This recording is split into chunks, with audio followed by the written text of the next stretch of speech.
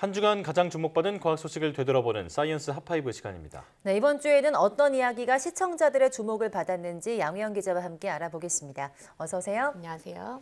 네, 5위부터 알아볼까요? 네, 다음 주 화요일, 그러니까 11월 8일에 이 개기월식 현상이 일어난다는 소식이 이번 주에 우선 5위를 네. 차지했습니다. 네. 한국천문연구원은요, 11월 8일 오후 6시 8분부터 달의 왼쪽 부분이 지구 그림자에 가려지는 부분 월식부터 시작이 된다 이렇게 밝혔는데요. 이번 개기월식은 저녁 7시 16분부터 저녁 8시 41분까지 1시간 25분 동안 이어지게 되는데 이 달이 지구 그림자에 가장 깊게 들어가는 최대식, 이때는 저녁 7시 59분이라고 합니다. 다음 주 화요일 날씨만 좋다면 우리나라 전역에서 맨눈으로 개기월식의 전 과정을 관측할 수 있을 전망인데요. 네. 이 개기월식은 달이 지구 그림자에 완전히 가려져서 붉게 변하는 현상을 이야기를 하죠. 달이 붉게 보이기 때문에 블러드문이다 이렇게 부르기도 하는데요. 이렇게 붉게 빛나는 이유는 태양빛이 지구 대기를 지나면서 산란을 일으켜서 붉은 빛이 달에 도달을 해서 붉게 보이는 거라고 합니다. 이 월식 현상은요, 매년 한 회에서 두 회 정도, 이제 1, 2회 정도 일어나게 되는데 네. 우리나라에서 또 그리고 우리가 저녁 시간에 이렇게 일식을 매번 볼 수 있는 건 아니거든요. 네. 우리나라에서 가장 최근에 있었던 개기월식은 지난 2021년 5월 26일이었고요. 지금 다음 개기월식은 2025년 9월 8일, 또 이때는 새벽 3시에서 4시 사이에 개기월식이 이뤄진다고 합니다. 그러니까 개기월식을 직접 보시고 싶은 분들은 이번 개기월식, 그러니까 다음 주 화요일에 있는 개기월식을 놓치지 않아야겠습니다. 네. 11월 8일 다음 주 화요일 저녁 7시에서 9시 사이. 네. 네, 이거 잘 기억을 해둬야겠습니다. 자, 4위 소식도 우주 관련 소식인데 중국이 독자 우주정거장의 마지막 모듈을 발사했다고요? 네, 그렇습니다. 지난달 31일 중국이 독자 우주정거장을 개발 중인데 여기에 마지막 모듈 멍텐을 발사했습니다. 네. 그리고 지난 1일에는 이 우주정거장의 본체인 텐허와 이 멍텐이 도킹을 하는데도 성공을 했습니다. 네. 이로써 중국의 우주정거장은 이 핵심 모듈인 텐허를 중심으로 양쪽에 두 개의 실험실 모듈인 원텐과 멍텐이 결합한 이 T자형 구조를 완성을 한 건데요. 중국의 우주정거장 텐궁은 이 420km 고도에서 운영 중인 국제 우주정거장 ISS보다 조금 낮은 고도인 390도에서 400km, 그러니까 390km에서 400km 정도의 고도에서 비행을 하게 될 예정이라고 합니다. 네. 이 길이는 한 37m, 또 무게는 100톤 수준으로 국제 우주정거장인 ISS보다 크기는 3분의 1, 또 무게는 4분의 1 수준으로 작습니다. 하지만 최신 설비를 갖췄다는 평가를 받고 있습니다. 이 미리 발사된 원텐의 경우는 실험실을 포함해서 수면실과 화장실, 주방 등이 갖춰져 있는데요. 이번에 쏘아 올린 멍텐의 경우는요, 물리나 항공우주 등이 다양한 과학 실험을 할 수 있는 실험 전용 모듈이라고 합니다. 여기에는 소형 인공위성 발사 장치까지 갖춰 있을 정도라고 합니다. 중국은 올해 말까지 화물 우주선과 유인 우주선을 발사를 해서 이 우주정거장 건설을 마무리하겠다 이렇게 계획을 밝혔는데요. 네. 중국 정부가 이번 발사에 대해서 텐궁은 역사상 처음으로 모든 유엔 회원국에게 개방이 되어 있다 이렇게 말을 하면서 스위스, 폴란드, 독일, 이탈리아 등 17개 국가의 이 과학 실험 프로젝트가 이미 텐궁에서 진행될 예정이다 이렇게 밝혔습니다.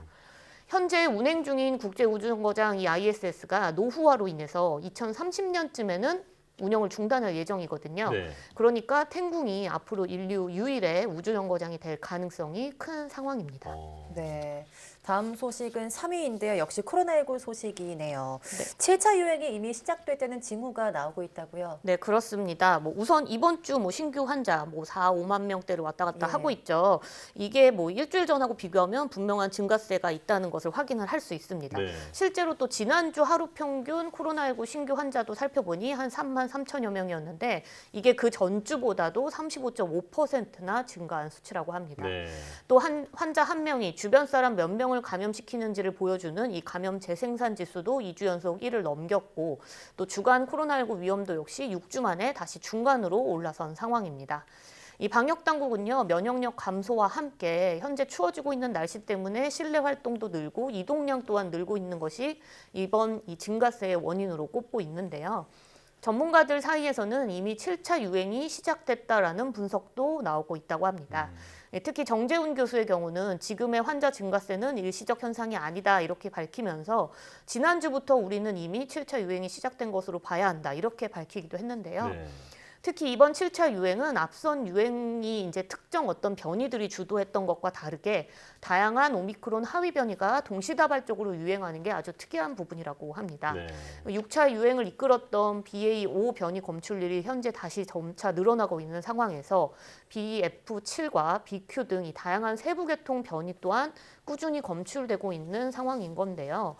이에 방역당국은 오는 14일부터 시작되는 BA.5 맞춤형 백신과 함께 이 오미크론 변이를 대응하는 이가 백신 접종 같은 것들이 무엇보다 중요하다 이렇게 밝히면서 적극적인 접종 참여를 독려하고 있는 상황입니다. 네. 코로나에 대한 긴장이 느슨해진 게 사실인데 빈틈이 없게 잘 관리가 돼야겠습니다. 네.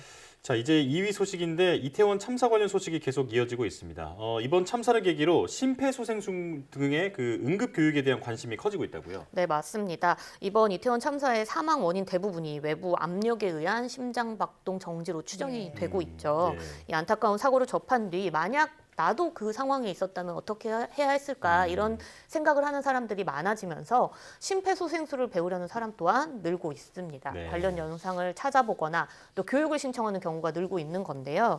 심정지 환자의 경우는 이 골든타임 4분 안에 심폐소생술을 했을 때 생존율이 2배 이상 높아지기 때문에 평소에 심폐소생술을 배워두는 게 중요하고 또 필요한 상황이죠. 네. 이 먼저 만약 심정지 의심 환자를 발견하게 되면 어깨를 가볍게 두드려서 반응을 먼저 확인을 하고요.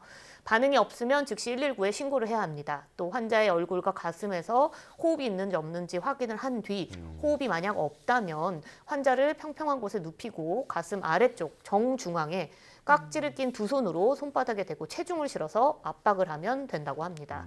1초에 2번 압박하는 속도로 30번을 압박한 뒤 인공호흡을 2번 이렇게 하는 게 심폐소생술의 원칙이긴 한데요. 네. 의료인이 아닌 경우라면 사실 기도 확보를 하는데 어려움이 있을 수 있습니다. 그래서 심폐소생술만 계속해도 괜찮다고 합니다. 이번에 심폐소생술과 함께 이 군중 속에서 행동 지침에 대한 관심도 사실 많았는데요. 네. 미 질병통제예방센터가 소개한 군중성 행동 지침입니다. 먼저 복서 자세를 취하라고 합니다. 예. 두 손을 가슴 앞에 두고 다리를 단단히 고정을 하는 건데 압력을 버티면서도 자신의 호흡할 공간을 확보하면서 갈비뼈를 보호하는 자세입니다. 네, 다음은 이 복서 자세를 취한 뒤 이 군중의 힘에 반대 방향으로 절대 저항을 하지 않아야 된다고 하고요. 대신 군중 움직임이 조금 잦아들었을 때 군중 사이를 대각선으로 파고들어서 가장자리로 이동하는 게 좋다고 합니다. 이 가장자리로 이동하면 비교적 압박도 줄고 뭐라도 잡을 수 있기 때문이죠. 네. 만약 군중 속에서 넘어지면 태아 자세를 취해야 합니다. 예. 이 몸을 공처럼 뭉클이고 머리와 가슴, 내장기관 등을 최대한 보호하는 자세이기 때문인데요. 만약 스마트폰이 떨어진다 해도 이런 건 죽지 않아야 된다고 하고요. 주변 사람이 넘어졌을 때는 어떻게 해야 되냐? 이건 최선을 다해서 일으켜 세워야 합니다. 그래야 나뿐만 아니라 모두가 이 안전하게 군중 속을 빠져나올 수 있기 때문이니까 꼭 기억해야겠습니다. 네. 정말 잘 알아둬야 할 것 같습니다. 마지막 1위 소식도 이태원 참사 관련 소식인데요. 사고 당시 주변에 계셨던 분들은 물론이고 전 국민이 지금 슬픔을 겪고 있습니다. 트라우마를 겪고 있다고 해도 사실 과언이 아닌데요. 이 트라우마 관리는 어떻게 해야 될까요? 네, 이 말씀하신 대로 이태원 참사가 유가족뿐만 아니라 일반 시민, 그러니까 전 국민이 진짜 이 충격과 슬픔에 빠져서 지금 힘든 시간을 보내고 있다고 할 수 있죠. 네. 이 만약 스스로 마음을 진정시키려는 노력을 했음에도 불구하고 불안이나 스트레스가 이어진다면 전문가의 도움을 받는 게 중요하다고 합니다. 우선 현장에서 직접 있었던 시민의 경우라면 조기 진단과 치료가 무엇보다 중요합니다. 네. 이 외상 후 스트레스 장애로 발전을 하게 되면 증상도 심해지고 또 치료도 더 오래 걸릴 수 있다고 하는데요. 정부에서도 이 자가 진단, 심박 변이도 검사 등 이 스트레스 측정과 함께 전문가 상담을 받을 수 있는 마음 안심 버스를 확대 운영을 하고 있습니다. 그래서 이걸 좀 적극적으로 활용하는 것도 좋을 것 같습니다. 또 SNS에서 지금도 참사 관련 영상과 게시물을 사실 어렵지 않게 볼 수도 있거든요. 네. 그런데 만약 공감 능력이 높은 사람이라면 참사 영상을 모자이크 없이 그대로 접했을 때 현실 구분이 어려워질 수도 있다고 합니다. 그래서 전문가들은 이 최소 2주 동안이라도 참사 관련 영상과 관련 보도를 피하는 게 좋다 이렇게 조언을 했는데요. 일상생활이 만약 어려워질 정도로 우울해지거나 기분이 나아지지 않는다면 최소 한 달을 넘기지 않고 꼭 정신건강 위기 상담 전화 1577-0199인데 여기 전화를 해서 상담을 받거나 아니면 전문가에게 찾아가는 것도 필요하다고 합니다.